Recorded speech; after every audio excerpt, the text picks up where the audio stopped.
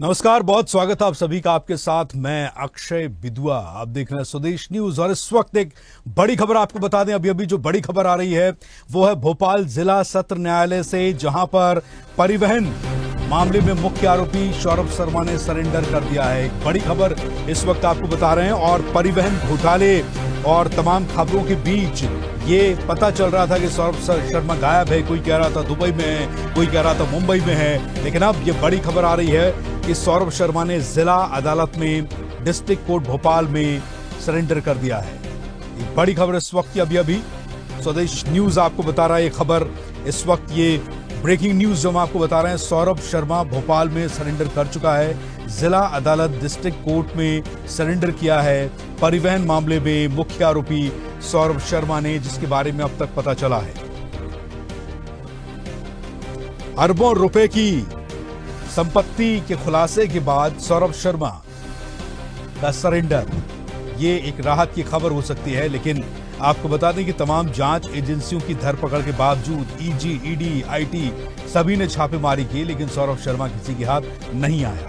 और अब ये खबर मिल रही है, ये राहत भरी खबर है। अब देखना ही होगा कि सौरभ शर्मा के सरेंडर के बाद जांच एजेंसियां क्या पूछताछ करती हैं। और इस मामले में एक राहत की बात यह है कि अब इस मामले में सौरभ शर्मा के और खुलासों के बाद इस मामले की तह तक जाया जा सकता है। बड़ी खबर इस वक्त आपको बता रहे हैं, सौरभ शर्मा ने सरेंडर किया है। और अनिरुद्ध सोनोने, हमारे वरिष्ठ सहयोगी, इस वक्त हमारे साथ जुड़े हुए हैं। अनिरुद्ध, ये राहत भरी बात है कि सौरभ शर्मा ने सरेंडर तो किया, अब थोड़ी उम्मीद जगेगी कि जैसा कि ये कहा जा रहा था, और उमा भारती ने भी प्रेस कॉन्फ्रेंस में कहा था कि सौरभ शर्मा तो सिर्फ एक छोटी सी मछली है, अगर आप इसकी तह तक जाएंगे तो कई बड़े खुलासे होंगे। जी बिल्कुल।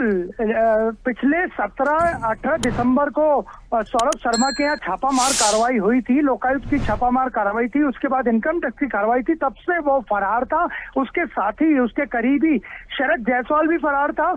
और इस मामले में लोकायुक्त, ईडी और इनकम टैक्स, 3 जांच एजेंसियां जांच कर रही थी, लेकिन सौरभ शर्मा हाथ नहीं लग रहा था। और अब से कुछ देर पहले सौरभ शर्मा ने भोपाल की जिला कोर्ट में सरेंडर किया है। और अब वो सारे राज खुलेंगे और एजेंसियों को भी राहत मिली है, क्योंकि एजेंसियों की कार्य प्रणाली पे, पुलिस की कार्य प्रणाली तक पे सवाल उठने खड़े हो गए थे कि सौरभ शर्मा इतने दिनों से कहाँ है। तो मध्य प्रदेश परिवहन विभाग का पूर्व आरक्षक सौरभ शर्मा ने सरेंडर कर दिया है। जिला कोर्ट में ये सरेंडर हुआ। अभी बिल्कुल प्रारंभिक जानकारी है कि किस कोर्ट में उसे पेश किया गया है, किस कोर्ट में उसने सरेंडर किया है, आगे की कार्रवाई क्या हो रही है, अभी बिल्कुल प्रारंभिक, कुछ ही देर पहले की बात है, कुछ ही मिनटों के पहले की बात है कि सौरभ शर्मा ने भोपाल की अदालत में सरेंडर कर दिया है।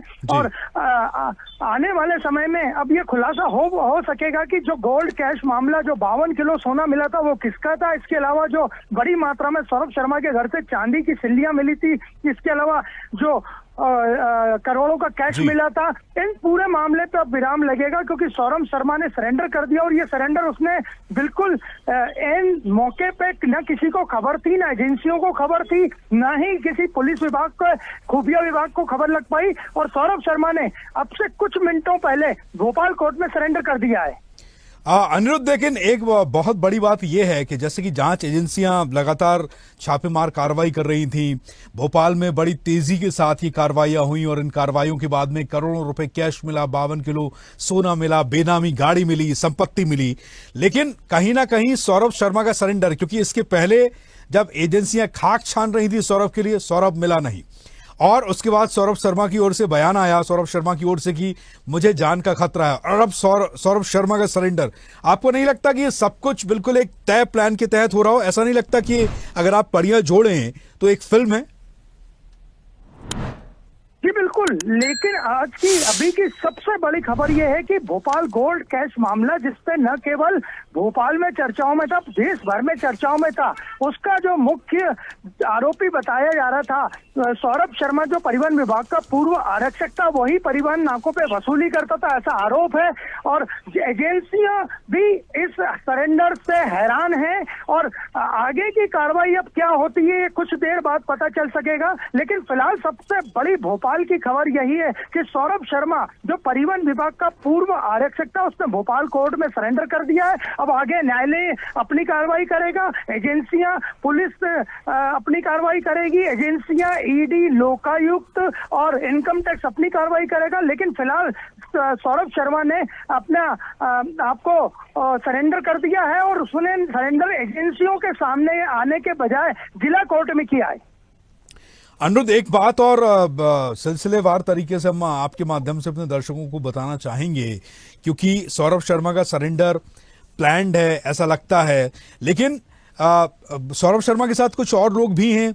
ये सिलसिला शुरू कैसे हुआ? सौरभ शर्मा डायरेक्ट कोर्ट पहुंचा और उसने सरेंडर किया? उनके साथ कोई लॉयर उनके थे या उन्होंने इसके पहले किसी पुलिस अधिकारी को, किसी थाने को कॉल किया?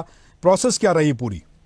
देखिए, कोई प्रोसेस नहीं रही, केवल सौरभ शर्मा कोर्ट में पहुंचा, उसके बाद लोगों को, एजेंसियों तक को बाद में पता चला कि सौरभ शर्मा सरेंडर करने कोर्ट में आया है। अब सारी हलचल मची हुई है और सौरभ शर्मा के वकील पहले अग्रिम जमानत की याचिका दायर भोपाल कोर्ट में भी कर चुके थे, लेकिन उन्हें याचिका खारिज हो गई, उन्हें सफलता नहीं मिली। इसके अलावा शरद जायसवाल, उनके वकील सूर्यकांत भी उनकी अग्रिम जमानत की याचिका लगा चुके थे, वो भी खारिज हो गई थी। तो अभी फिलहाल सौरभ शर्मा कोर्ट में है अंदर और आने वाले समय में ही पता पड़ पाएगा कि उसने किस तरह सरेंडर किया है, क्यों किया है, एजेंसियों के कोई लोग शामिल थे या पुलिस से शामिल थे या वकीलों ने उसका सरेंडर कराया है। ये बातें कुछ देर बाद जनता के सामने, पब्लिक के सामने, पब्लिक डोमेन में होंगी।